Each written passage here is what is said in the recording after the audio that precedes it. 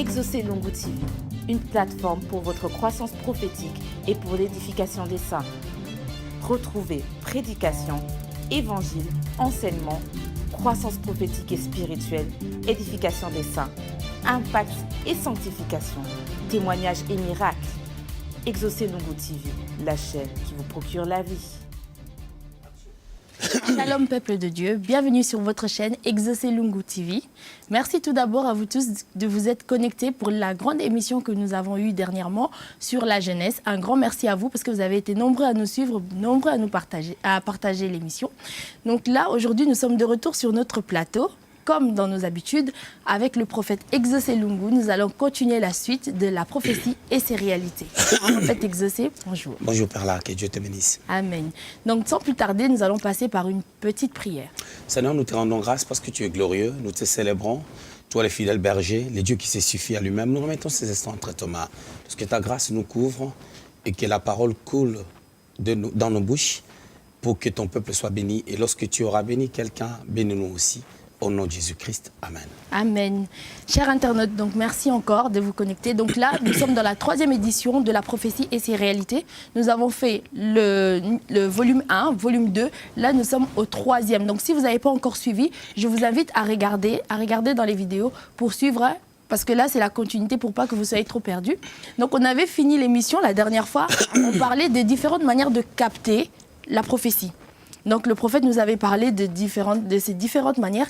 Et là, on voulait revenir un peu vers le prophète pour lui demander en fait comment est-ce que lui, il reçoit ces prophéties. Parce qu'on le voit beaucoup dans l'exercice de dons prophétiques. Et en tant que prophète, qui nous dise un peu comment lui, il reçoit la prophétie, s'il est prophète trop mature. Donc on voudrait un peu savoir parce qu'on était un peu perdus. Et s'il peut en fait, dans quel prophète de la Bible il peut se référencier. Voilà, en fait. Bon, voilà. Normalement, l'objectif, c'est de parler de Jésus plutôt que de moi. Je crois que le plus important, c'est de parler de l'exercice des dons selon la Bible plutôt que selon le prophète exaucé, parce que ça sera complètement à côté. Parce que l'évangile, c'est Christ qui est présenté plutôt que le prophète. Bon, comme on m'a posé la question de savoir comment est-ce que moi je capte le message, je dirais, dans la dimension prophétique, j'avais dit il y a 2 catégories de prophètes. Il y a les prophètes, il y a des chosés, et puis il y a des nabis. Les chosés, ce sont des voyants. Hein. La Bible déclare dans le livre de Samuel, je crois au chapitre 10, lorsque Saül avait perdu, le père de Saül avait perdu ses ânesses, Saül était parti chercher ses ânesses. Alors son serviteur lui a dit, allons voir un voyant. Dans une ville à côté, il y a un homme qui est un voyant. Et on parlait de Samuel. Pourquoi il était voyant? C'est parce qu'il avait la capacité de voir ce qu'il entendait de Dieu, il les voyait. C'est ce qu'on appelle la voyance prophétique, c'est-à-dire ce sont des images distinctes qu'on peut voir et qui annoncent les oracles de Dieu. Il y a des prophètes qu'on appelle des nabis. Ce sont des prophètes qui entendent Dieu seulement, sans pour autant que je dise que les chosés n'entendent pas. Ils entendent, ils sentent et ils voient aussi. Mais par contre, des nabis n'opèrent pas dans cette dimension de la voyance. Voir les choses, c'est une autre dimension de la révélation. Dans Nombre chapitre 12, Dieu est en train de dire à Myriam et à Aaron que s'il y a des personnes par qui je me révèle, il y a des prophètes par qui je peux me révéler, je leur parle par des énigmes, par des songes. Mais avec Moïse, je le parle face à face. Et à cette dimension, on peut comprendre que Moïse étant chauvé parce qu'il avait la capacité de parler avec Dieu en face. Et s'il parlait avec Dieu en face, c'est qu'il le voyait. Et on peut voir comment est-ce que dès le début de l'appel de Moïse, Dieu l'appelle, il tourne, il regarde les buissons ardents, il entend la voix, mais il voit les dieux d'Abraham, d'Isaac et de Jacob au travers du buisson pendant que c'était une dimension trop élevée. Voilà, c'est ce que je peux dire. D'accord, merci prophète. Mais vous n'avez toujours pas répondu à ma question. Ok, donc, ta question est moi, comment je vois des choses. Le message voilà, moi, la plupart de mes messages, généralement mes messages, ce sont des choses que je vois. En fait, moi, je vois par la grâce de Dieu, je suis un chosé. Je vois des choses. Raison pour laquelle il m'arrive de donner des détails des noms des gens, de donner des détails des villes, de donner des détails de certains numéros et de certaines réalités qui sont lointaines. Voilà, ça c'est la dimension où on voit. Et quand on voit, on sait ce qu'on a vu. Je dis, je sais, parce que je l'ai vu. Et à cette dimension, ça demande une très belle consécration. Parce que la problématique, ce n'est pas seulement de voir des choses, mais comment gérer cela? Comment gérer cette vie? Comment gérer cette dimension? C'est quelque chose de merveilleux pour tous ceux-là qui exercent les dons prophétiques ou qui exercent le don spirituel de la révélation, parole des connaissances, ainsi de suite. Je dirais qu'il y a aussi une forme de consécration, une vie consacrée à Dieu qu'on doit avoir pour atteindre, pour opérer dans cette dimension. Mais comment est-ce que vous pouvez arrêter? Vous voyez à tout moment. Donc à tout moment de la journée, vos yeux peuvent s'ouvrir et vous voyez. Comment vous pouvez gérer en fait ce... Voilà, ça c'est une très très belle question. J'ai aimé cette question. Parce que il y a quand Dieu veut te communiquer quelque chose, quand Dieu veut te parler, hein, quand je dis Dieu veut te parler, c'est-à-dire il ne faut pas prendre ça au sens vraiment, au vrai sens du mot. Il peut parler en te faisant voir quelque chose.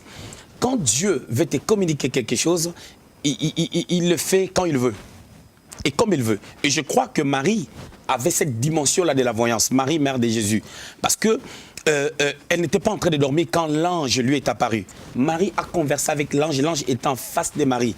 Et c'était une grande vision, c'était la dimension d'une voyance prophétique extrême, où Marie voit l'ange qui lui dit que tu seras enceinte, tu auras un enfant. Et Marie ose poser la question à l'ange pour lui dire comment ça se fera parce que je suis vierge. Et l'ange lui a dit que le Saint-Esprit te couvrira de son ombre et l'enfant qui sortira de toi sera appelé Fils de Dieu. C'est une dimension trop élevée. C'est-à-dire quand Dieu veut communiquer avec toi, il n'a pas besoin forcément de ton approbation. Ce n'est pas seulement au temps des services que Dieu peut communiquer avec moi, peut me montrer quelque chose. Parce que si je vais épargner un danger, il peut arriver que je vais prendre un chemin, mais le Seigneur m'ouvre les yeux, il me fait voir quelque chose et je change de direction. Voilà. C'est-à-dire que c'est le Seigneur qui décide au-delà du service, au-delà des services qu'on peut faire au sein d'une église. Dieu, s'il veut communiquer avec moi ou avec un prophète ou avec quelqu'un qui a les dons spirituels, il peut le faire quand il veut et comme il veut, parce que Dieu est souverain. Prophète, vous avez donné l'exemple de Marie, mais on voit quand même que après cette scène-là, Marie, quand même, elle a continué sa vie normalement. Elle n'avait plus ce don-là, si je peux dire, en fait, de cette prophétie. En tout cas, dans la Bible, on n'en voit plus. Mais vous, en fait, c'est comme si vous n'avez plus de vie intime. Donc, c'est comme si c'est tout le temps. Donc, c'est comme si vous êtes vraiment... votre vie, c'est que sur ça. Donc Dieu vous dirige à tout moment. Voilà. Déjà, Marie, la Bible ne dit pas qu'elle était prophétesse. La Bible ne l'a pas dit. Mais sauf que par cette vision, nous voyons quand même une dimension. Et souviens-toi, la Bible dit que Marie, lorsque l'ange lui a parlé, Marie a dit « Je suis servante de l'Éternel ». Marie était quelqu'un qui connaissait Dieu, quelqu'un qui marchait avec Dieu, quelqu'un certainement qui pouvait avoir... la dimension prophétique en elle. Mais sauf qu'à son temps, on n'a pas reconnu le ministère des femmes. Parce que Jésus lui-même n'avait pas d'apôtre femme. Ça, c'est encore un débat.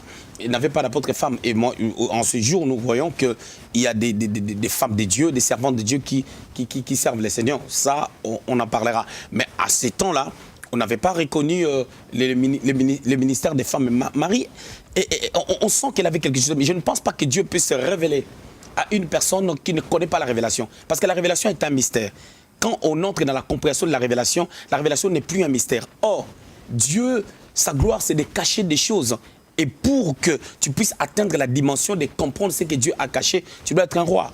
Tu dois être quelqu'un qui a des potentiels prophétiques. Je crois que si Marie n'était pas dans le bain prophétique, elle n'allait pas pouvoir comprendre ce que l'ange lui a dit. Elle pouvait banaliser ça. Combien de personnes Dieu leur donne des révélations et elle les banalise juste parce qu'elles ne comprennent pas exactement ce que Dieu pouvait faire. Mais la constance dans l'exercice des dons, ça c'est encore autre chose. Je suis d'accord avec toi du fait que tu dises que Marie, peut-être que la dimension avait baissé, parce que nous voyons combien elle est venue avec ses enfants pour chercher Jésus, et Jésus les a envoyés balader. Et par ricochet, on peut comprendre que Marie, quelque part, voyait d'abord son fils plutôt que son œuvre.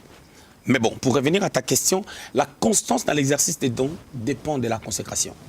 Et lorsque je parle de la consécration, c'est-à-dire c'est une vie qui est non seulement rattachée à Dieu, mais une vie qui est livrée à Dieu, où la personne s'adonne complètement au Seigneur. La personne ne vit que pour les Seigneurs. Sa priorité, c'est les Seigneurs. Mais or, dans le monde, dans la vie de tous les jours, on a pris plusieurs priorités. Chacun a ses priorités. Mais sauf que lorsqu'on met Dieu en première place, ça fait valoir aussi les charismes ou les dons qui sont en nous. Parce que les dons fonctionnent en bonne et due forme sur base de notre consécration. La consécration, c'est le fait de se mettre à part, de se préserver, de se réserver pour le Seigneur. Amen, prophète. Maintenant, dans des églises prophétiques, on voit des personnes qui prophétisent. Ils doivent rentrer en transe, ils doivent parler en langue, ils ont les yeux fermés, ils bougent dans tous les sens pour pouvoir prophétiser. Tandis que vous le faites simplement. Il y a d'autres prophètes, ils le font simplement. Il suffit juste de regarder la personne et Dieu commence à leur parler. Comment vous pouvez expliquer cela? Voilà, c'est ce que j'étais en train de parler. La fois passée, je parlais des dimensions. En fait, au-delà de dimensions, là, on est en train de parler de prophètes. Mais on doit aller plus loin. Il faut parler du don. OK? Par exemple, Marie pouvait avoir un don sans pour autant qu'on dise qu'elle était prophète. Voilà. Il y a trois choses. Il y a le ministère prophétique, il y a les dons de la prophétie, et puis il y a l'esprit de la prophétie. Sans oublier que la prophétie n'est qu'une prédiction, et que dans l'exercice des dons, lorsqu'on prédit l'avenir, des fois pour confirmer que Dieu est en train de parler, il arrive qu'on donne des paroles de connaissances ou des pensées liées au discernement des esprits. Voilà. Pour révéler les intentions des choses qui sont en train de se produire. Mais quand on parle du don de la prophétie, celui qui a le don de la prophétie n'est pas pareil que celui qui a le ministère prophétique. Celui qui a le don de la prophétie, il a reçu une portion, une capacité comme étant un don par le Saint-Esprit, afin de pouvoir s'exprimer de la part de Dieu, prédire l'avenir.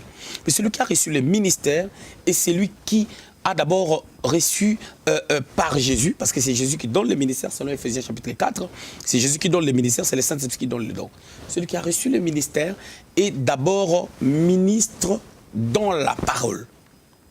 C'est-à-dire, le prophète interprète la parole de Dieu, c'est-à-dire, il annonce la parole de Dieu ou il révèle la parole de Dieu. Tandis que le docteur explique la parole de Dieu, l'apôtre bâtit les vies des gens sur base de la parole de Dieu, il met des fondements. C'est-à-dire la touche du prophète concernant la parole de Dieu est révélatrice. C'est-à-dire le prophète a tendance à pouvoir révéler l'idée qui est cachée derrière la pensée biblique, différemment du docteur ou de l'enseignant. Donc, avant qu'il passe dans l'exercice des dons spirituels, il a d'abord le ministère de la parole, de dévoiler la pensée de Dieu juste dans la parole. Le prophète peut parler sans prophétiser. Les gens sont en train de recevoir des révélations sur leur vie. Quand on parle du don, c'est-à-dire c'est juste un don qu'on a reçu qui fonctionne par l'aide du Saint-Esprit pour l'édification de l'Église. Quand on parle de l'esprit de la prophétie c'est quoi? On peut être là, la gloire prophétique descend et puis une atmosphère vient, ça touche les caméramens commencent à prophétiser. Mais ça ne veut pas dire que cette personne-là a les dons. C'est juste parce qu'il y a une atmosphère de gloire. L'exemple, c'est Saül, qui rencontre le prophète Samuel, on le oint d'huile. Quand il part, Samuel lui dit, tu verras plein de choses et tu rencontreras une troupe de prophètes et tu prophétiseras avec eux. Et ces prophètes-là étaient en train de prophétiser. Dans 1 Samuel chapitre 10, ils étaient en train de prophétiser. Quand Saül s'est approché d'eux, l'esprit de la prophétie l'a pris. Quand on parle de l'esprit de la prophétie, en d'autres termes, on peut parler de l'onction prophétique. C'est-à-dire qu'il s'éparpille comme du parfum. C'est pour cela que vous remarquerez dans des églises des prophètes, il est facile que plusieurs personnes qui sont sensibles à la voix de l'esprit, qu'ils puissent prophétiser. C'est comme le parfum. Lorsque quelqu'un a un parfum qui sent fort, cette odeur-là s'éparpille dans la pièce, dans l'endroit où il est. C'est la même manière que l'onction prophétique se répand si facilement et on peut voir plusieurs personnes prophétiser. Il y a d'autres qui le feront par l'esprit de la prophétie. L'esprit de la prophétie, quand ça te prend, tu peux prophétiser, ça te laisse, tu ne prophétises plus. D'autres personnes, ça peut les prendre parce qu'ils ont les dons, ils commencent à prophétiser dans une dimension très élevée, juste parce qu'ils avaient les dons, mais ils se sont connectés à l'onction qui coule sur les prophètes. Parce que la Bible dit, l'huile, cette même huile qui descend sur la tête, c'est ça qui descendra sur la barbe et sur les vêtements. Amen. Voilà. D'accord, donc on peut dire que les personnes qui prophétisent en transe, ils peuvent évoluer. Les personnes qui prophétisent en transe peuvent évoluer. Cela dépend de la maturité. La maturité et de la maîtrise du don. Parce que tout don que le Seigneur donne, Dieu les donne dans l'immaturité, ça c'est clair. Quand un enfant commence à marcher, ce n'est pas tout de suite les pas qui sont équilibrés comme des adultes ou comme un enfant qui a 7 ans, qui a 8 ans. Ça commence toujours en boitant, ainsi de suite, et puis après ça s'affermit.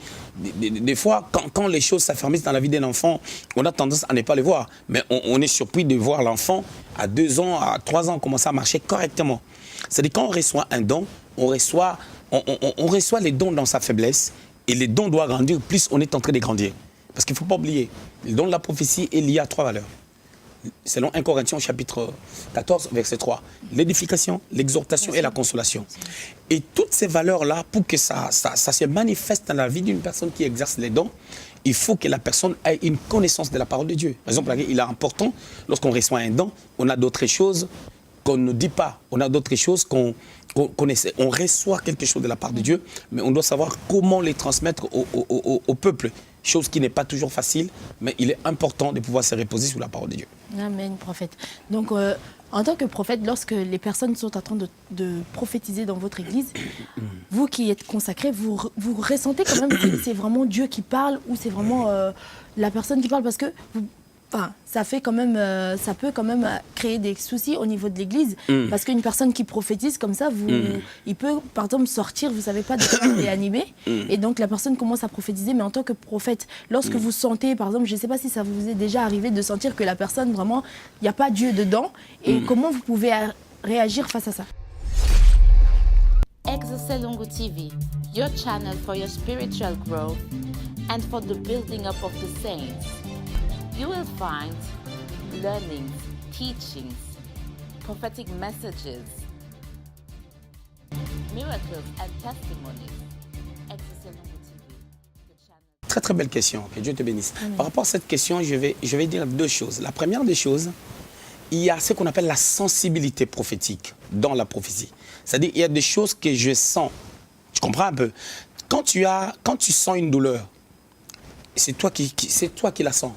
C'est pas moi. Quand tu me dis, je sens une douleur, on te dit, bon, et quand tu as mal à la tête, tu sens comment? Tu ne peux pas l'expliquer. Tu dis, j'ai mal à la tête. Si quelqu'un n'a jamais eu mal à la tête, il ne saura pas. Donc, c'est ça, au fait. Quand tu dis, j'ai une douleur au niveau du dos, mais c'est à l'intérieur, c'est toi qui sens cette douleur. C'est toi qui... Tu n'as même pas des mots pour expliquer ça. Voilà, la première chose que j'aimerais dire, il y a des choses que je sens. C'est comme si j'avais un jauge. C'est comme si le prophète a un jauge qui détecte, je parle bien, pas forcément des moi, mais les cas d'un prophète, d'un vrai prophète de taille. C'est comme si on a un jauge pour détecter les vrais et les faux. On peut les voir dans la Bible. Dans le livre des Actes des Apôtres, l'apôtre Paul, ils étaient en train de marcher, ils arrivent à un endroit, ils rencontrent une femme. C'est Actes chapitre 16. Une femme qui ne servait pas Dieu, qui a dit des vérités sur eux. Il a dit, ces hommes, ce sont des serviteurs de Dieu qui nous annoncent la voix de Dieu. Il disait ça, ils ont répété ça plusieurs jours et à plusieurs reprises. Paul a détecté que ce n'était pas l'esprit de Dieu, c'était l'esprit de Python. Mais comment Paul l'a pu détecter cela? Parce que ces paroles ne cadraient pas les dogmes, ne cadraient pas la doctrine. Parce que Dieu ne peut pas stagner sur une chose qui n'édifie à rien. Ces hommes, ce sont des serviteurs de Dieu qui vous annoncent la voix de Dieu. Dieu évolue. Quand le Seigneur parle, il y a un progrès. Au moment où il n'y a pas de progrès, au moment où on stagne sur quelque chose, c'est plus le Seigneur. Une autre dimension, quelqu'un peut parler de la part de Dieu, ce n'est pas les diables. Les cas que je donnais dans Actes au chapitre 16, c'était les diables. Mais les cas où ce n'est pas les diables, où c'est quelqu'un, une sœur en Christ, un frère en Christ, qui parle, on sent qu'il n'y a pas Dieu, ça c'est au niveau de sa chair, de son âme. Parce que la prophétie est reçue dans l'esprit. L'homme a 3 parties, ou l'homme a 3 dimensions. L'âme, l'esprit et le corps. En d'autres termes, je dirais, l'homme est un esprit qui vit dans un corps et qui possède une âme. Alors, lorsque nous recevons des paroles prophétiques, ou des paroles de connaissance, ainsi de suite, dans l'exercice des dons spirituels, nous recevons des choses dans notre esprit. Mais pour que ça sorte, ça passe par notre âme. Or, dans notre âme, il y a la pensée, il y a les émotions et il y a les sentiments. Sur base de mes sentiments, de mes émotions et de mes pensées, le message reçu peut être influencé. Et quand ça sortira de ma bouche, qui est une partie du corps, ça fera que la parole peut être modifiée. Dieu peut ne pas parler, mais les penchants du cœur de la personne, bien entendu, l'impression de son âme peut se manifester aussi dans la prophétie. Ça arrive aussi. Ça arrive qu'on puisse vraiment aller à côté. Donc, pour revenir à ta question, il y a des choses, moi personnellement, je sens. Quand Dieu est en train de parler, je sais que Dieu parle. Il arrive aussi des fois, par la grâce de Dieu, on peut avoir le vérificateur prophétique. C'est-à-dire, tu sais, je vais donner 2 exemples. Le premier, dans ma vie, à un moment donné, j'avais fait une affaire, j'ai réalisé une affaire de bureau d'échange comme ça. C'était des trucs qui étaient liés à l'argent. Et j'ai tellement compté de l'argent par rapport à ces travails-là. C'est pas que je suis riche. Par rapport à ces travails, ça date de longtemps. Hein. Ça, c'est des choses, ça date de longtemps. J'ai développé une sensibilité avec mes mains. Il y a l'un de mes fils, Eric, peut en témoigner. Si je vais donner l'argent à quelqu'un, je peux avoir une enveloppe, un exemple bête, qui a 4 000 €. Si je mets ma main dans cette enveloppe, il y avait des billets de 50-50. Si je dis je vais donner 1 000 €, ça rate pas. Ça rate juste d'un billet ou deux. Quand je prends des billets de 50 pour donner 1 000 €, de donner 20 billets, je peux donner 19 ou 21, soit c'est 20. C'est toujours comme ça. Tu vois, cette touche-là, ça s'est développé sur base du travail qu'on était en train de faire. Et puis, en grandissant auprès de mon père, je faisais que ça. Mon père était pharmacien, j'ai compté l'argent de mon père, je classais. Cette touche-là, je l'ai dans ma main. Donc, en d'autres termes, partant de cet exemple, je peux dire que j'ai tellement entendu Dieu. Un prophète est celui qui est tellement proche du Seigneur et c'est plus facile de comprendre que ça c'est Dieu qui parle, ça c'est la chair qui parle, ça c'est pas Dieu. Mais une dernière réalité, il peut arriver que quelqu'un, pendant qu'il est dans l'exercice des dons, il loupe la cible, il donne un message et il y a quelque chose qui rate, il y a quelque chose qui fait comme si ça part un peu dans le faux, un peu des côtés. Ça peut arriver, ça c'est un problème juste de la sensibilité. Dans ce cas, vous faites quoi? Vous intervenez? Non, c'est dans la sagesse, parce que quand j'interviens, je casse la personne qui prophétise, la personne peut perdre les dons si facilement. Tu comprends un peu? Il faut toujours être sage, raison pour laquelle moi, dans notre église, je dis toujours, quand on te donne une parole prophétique que tu n'as pas compris, que ce soit moi ou n'importe qui, il faudra venir me voir. Les mardis, on prend toujours les rendez-vous pour parler de tout ce qui dérange les chrétiens, de tout ce que les chrétiens ont besoin de savoir. Et si quelqu'un peut me poser la question en public, il n'y a pas de souci.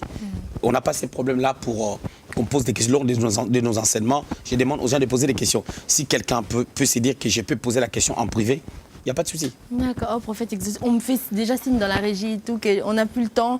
Donc le temps, on est vraiment en train de courir derrière le temps. Okay. Il y a encore tout plein de questions qu'on voulait vraiment développer avec le prophète. Parce encore que 5 minutes, je sais pas. Le prophète, là, c'est pas l'équipe des médias, ils sont vraiment à cheval sur le temps. En tout cas, merci à vous.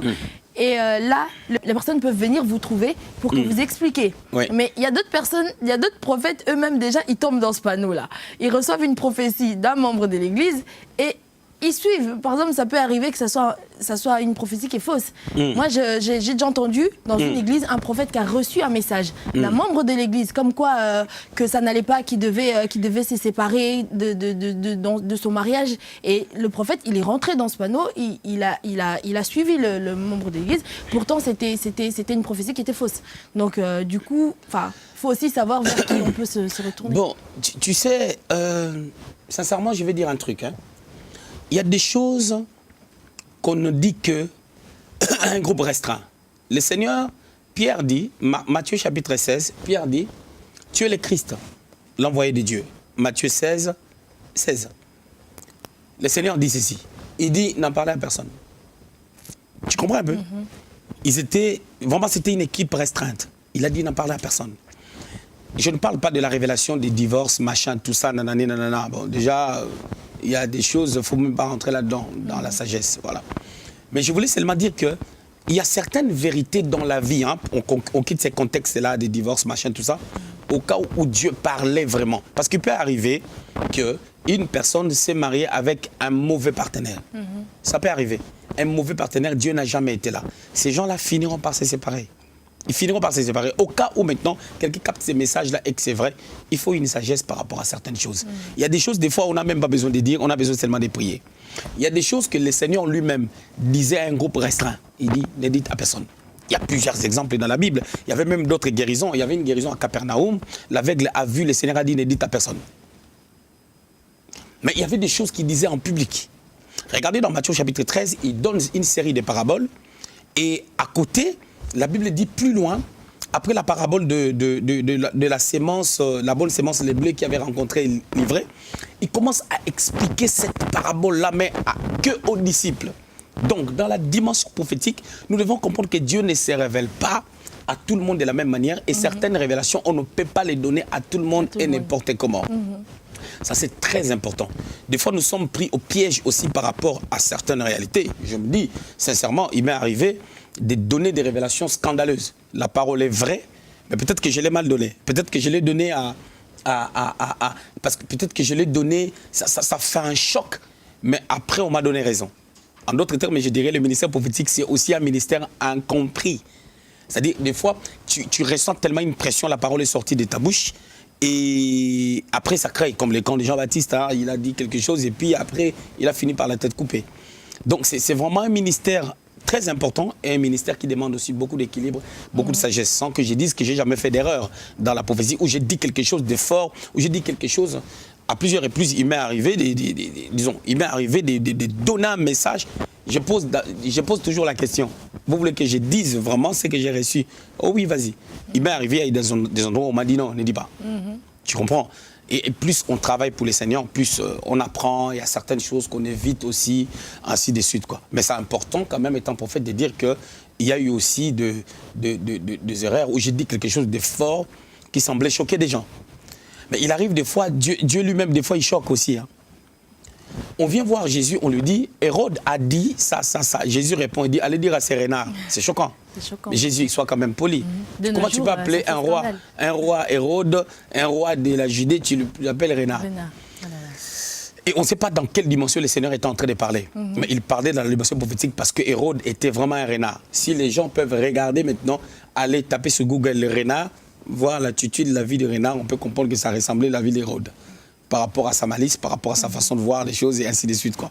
Donc bref, c'est un ministère important mais difficile. C'est un don, pour parler aussi des dons, c'est un don important mais aussi difficile à gérer, qui demande beaucoup de vie de prière, beaucoup de temps dans la prière, beaucoup de soutien aussi des gens et beaucoup de sagesse par rapport à l'exercice des dons. Un jour, on était aux États-Unis pour clôturer, j'avais dit à quelqu'un, j'avais dit à une femme que je te vois, les gens t'ont dit ça, ça, ça. Et toi-même, tu parles avec quelqu'un qui t'a dit ça, ça, ça. Et comme tu es là, tu ne pars plus dans ton église. Tu ne pars plus dans ton église parce que tu voulais partir. En fait, moi, je n'ai que donné des paroles de connaissances sur base des choses qui s'est passées déjà. Mais tu sais que j'ai été jugé, que moi j'ai encouragé cette femme-là à partir de son église. Elle était ministre des dieux. Tu sais que ça a été pris dans ce sens-là. Pendant que moi je ne l'ai pas encouragée, elle était dans son truc. Moi je n'ai fait que révéler des choses qui étaient déjà en train de se faire. Et des fois, nous souffrons beaucoup dans ces choses. Hein. Moi, ça fait plusieurs années, je ne fais pas des appels de fonds. Moi. Si je pars dans une église, on me demande l'appel de fonds, je ne ferai pas. Vous savez pourquoi? Parce qu'on a fait des appels de fonds. Et la gestion de cet argent, nous, on ne savait pas. Tu finis de faire les travaux, tu pars. Mais les gens croient que c'est toi qui es parti avec cet argent. Vous sortez comme des menteurs. Et c'est compliqué. C'est compliqué l'œuvre de Dieu. Ça demande beaucoup de maturité, beaucoup de sagesse. Voilà. Ok, merci beaucoup, prophète exaucé. Donc là, chers internautes, nous sommes vraiment à la fin parce que le prophète est en prière cette semaine. Donc il a 5 jours de prière avec l'église. Donc on ne peut pas lui prendre plus de temps parce qu'il est vraiment, vraiment occupé. Merci à lui, merci prophète, parce que vous nous avez quand même, malgré ça, vous nous avez accordé un peu de votre temps pour qu'on puisse continuer ce thème. On va essayer de rester un peu dans ce thème, malgré qu'on aura d'autres thèmes à côté. On va rester dans ce thème parce que le ministère prophétique, c'est vraiment un ministère qui crée beaucoup de confusion, qui crée beaucoup de séparation dans des églises. Et il y a beaucoup de personnes qui aiment la prophétie, mais qui ne comprennent pas vraiment la prophétie. D'autres qui comprennent la prophétie, mais ils n'arrent pas à mettre en pratique la prophétie. D'autres sont tellement dans les péchés, ils n'aiment pas la prophétie. Ils n'aiment pas la prophétie, ils fuient la prophétie. Pourtant, ils sont aussi perdus, ils tournent en rond. Donc, en fait... peuple de Dieu, on veut vraiment, à travers du prophète, vu que c'est vraiment son ministère, qu'il puisse nous éclairer encore. Donc, on va rester vraiment dans la prophétie. Donc, un grand merci à vous de nous avoir suivis. Donc, restez connectés sur Exaucé Lungu TV. Merci à vous, merci à l'équipe de médias, merci à toutes les personnes qui nous suivent. Et on vous dit à très bientôt. Merci, prophète Exaucé. Merci par là. À très bientôt, j'espère. Que Dieu te bénisse. Merci. À très bientôt. Amen. Merci.